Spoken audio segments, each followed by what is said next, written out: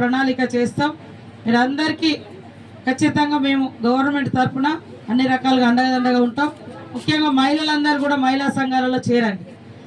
ఇప్పుడు మనకు వెనుకబడ్డ ప్రాంతాలలో పేదరికం ఇంకా ఎందుకు వస్తుంది మన ఏరియాలో, ట్రైబల్ ఏరియాలో అంటే మన దగ్గర డబ్బులు ఉండవు. 10 రూపాయలు కావాలన్నా షావుకారు దగ్గర పోవాలి.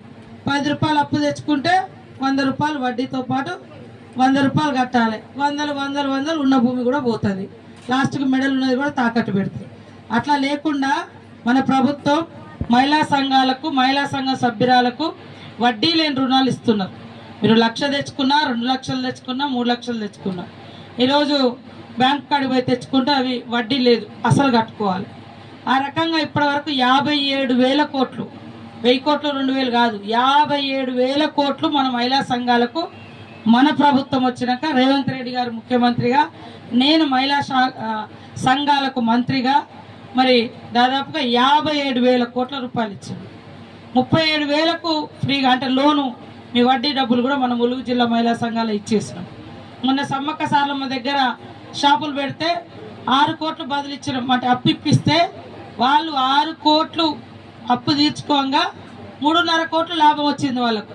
మన మహిళా సంఘాల సభ్యురాళ్ళకు ఒక్కొక్కరికి 100 రూపాయలు పెట్టుబడి పెడితే 150, 130 రూపాయలు, అంటే 100 రూపాయలు పెట్టుబడి తీసేస్తే 30 రూపాయలు, 40 రూపాయలు, ఎంత 15 రోజులల్లో జాతరకు, సమ్మక్క జాతరకు. ఇప్పుడు మన దగ్గర కూడా ఇప్ప పువ్వు మనము చాలా ఇంపార్టెంట్. ఇప్ప మొక్కలు పెట్టండి. ఇప్ప పువ్వును కూడా గవర్నమెంట్ కొంటుంది. ఇప్ప పువ్వు లడ్డు చేసి అమ్మిస్తా ఉన్నాం. మన ఇప్ప పువ్వు లడ్డు పెట్టి అమ్మితే 5 లక్షలు వచ్చినాయి మనలో కొండపర్తిలో. ఒకటే 15 రోజులు, 3 నెలలు చేసి అమ్మితే 15 లక్షలు, 3 నెలలకు వచ్చింది.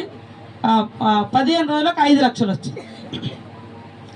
అట్లా మనకు అడవి గ్రామాల నుంచి వచ్చేటివి కూడా ప్యారటాకులు ఆకులు ఉంటాయి, ఇస్తారాకులు, అట్లాంటివి కూడా మిషన్ కూడా పెట్టిస్తాం.